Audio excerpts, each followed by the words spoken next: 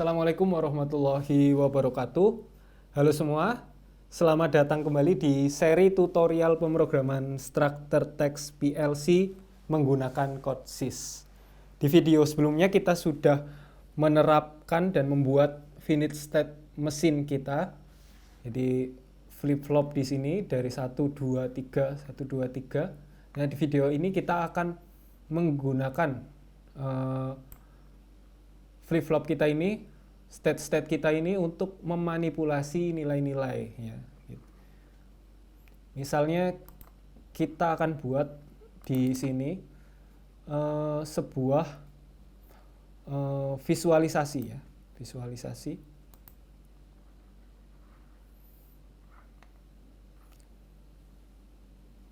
Oke. Kita bisa buat visualisasi sambil menunggu. Oke, udah. Ternyata kita buat di visualisasi ini. Jadi visualisasi di CodeSys ini dia mirip ya seperti HMI. Jadi dia nanti di broadcast melalui web. Jadi kita kalau mau mengakses tampilan yang ada di sini, kita bisa langsung masuk ke browser dan menuliskan IP kita, IP dari PLC yang kita program. Nah, sebelum ke sana mungkin kita akan coba dulu dengan switch. Di sini ada lamp dulu mungkin. Kita akan coba ke lamp. Nah, di lamp ini kita punya variabel ya di sini. Nah, variabel ini kita bisa buat. Di sini kita buat lamp. Nah, ini boolean untuk lampu ya. Kita sambungkan dengan visualisasi lampu tadi di sini. Kita masukkan variabelnya yang blamp. Nah, blamp. Oke. Nah, blamp ini akan kita aktifkan di misalnya di state 1 ya. blamp. Oke, state 1. Kita beri nilai 1. Sedangkan di state 2 kita beri nilai 0. Nah, karena ini boolean ya. 1 itu berarti true dan 0 itu berarti false. Nah, kita akan coba run lagi. Apakah sudah nyambung visualisasinya? Atau perlu ada yang perlu kita configure lagi? Oke, kita start visualisasi. Oke. Kuning. Nah, hidup mati, hidup mati. Nah, ini berarti waktu ini lagi hidup, itu berarti kita sedang berada di step 1. Nah, itu ya. Lalu coba buat lagi lamp lagi, terus kita buat lagi lamp lagi, lampu lagi.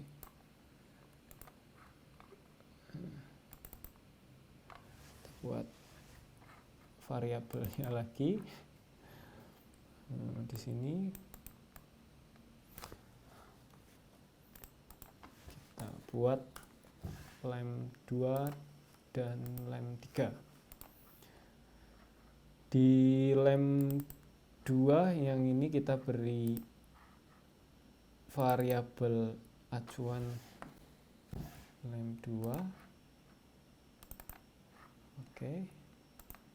Yang ini kita beri variabel acuan lamp 3. Oke.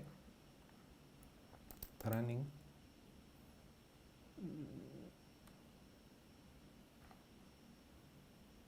Wow. Nah, ini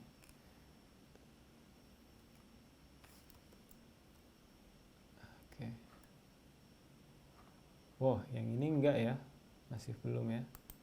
Coba kenapa? Oh iya, kita belum setting di sini ya. Di sini kita perlu pastikan di sini lemnya ya kita aktifkan. Di lem 2 kita aktifkan di sini. Lalu di 1 oke. Tadi ketika di 3 kita nonaktifkan kembali.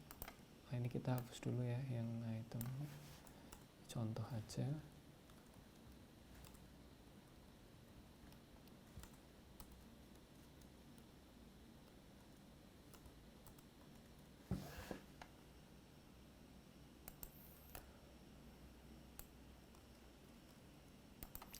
Sini 0.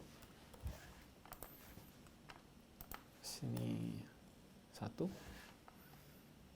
Untuk lem 3-nya di sini lem 3-nya kita nolkan lagi. Oke. Apakah sudah bisa?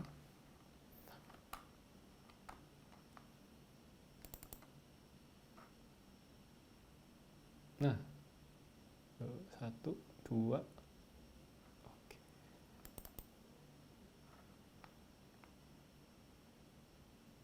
Lem 3. 1, lem 2, lem 3. Oke. Yang 3 nggak mau nyala ya. Kita coba klik di sini. Kenapa? Variabelnya tadi. Nah, ini juga sebuah aneh ya. Kalau kita habis kayak gini, ini jangan langsung klik tempat lain, dia perlu di enter, perlu dipastikan bahwa nilainya itu benar-benar sudah berubah. Nah, kita pindah ke tempat lain, dia baru benar-benar berubah ke lem 3. Oke. Sekarang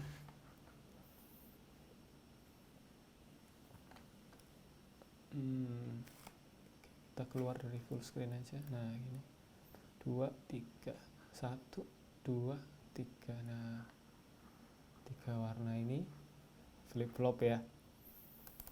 Nah, ini dengan kayak gini aja kita bisa buat sebuah proses yang waktunya udah jelas.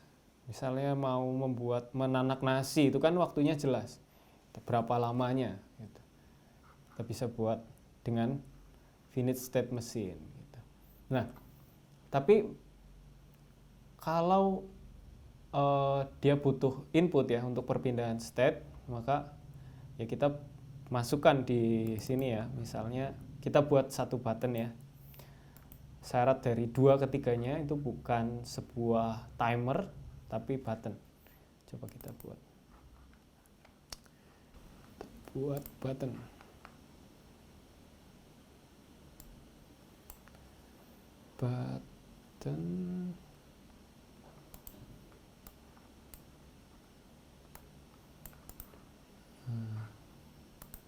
Sini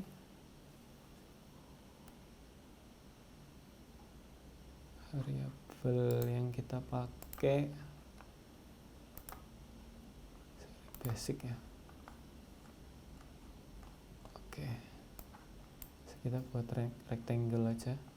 Nah, di sini ada input config on click. Misalnya toggle stand on mouse up.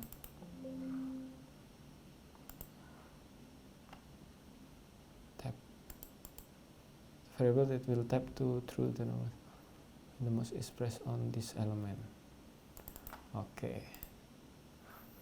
Nah, kita buat variabel dulu ya.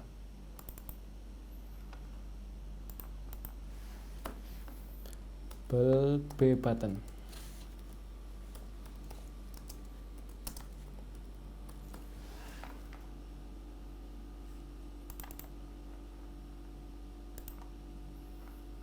B button kita masukin di sini. B button. Oke. Nah, syarat dari 2 ke 3 adalah bukan lagi timer tapi button. B button.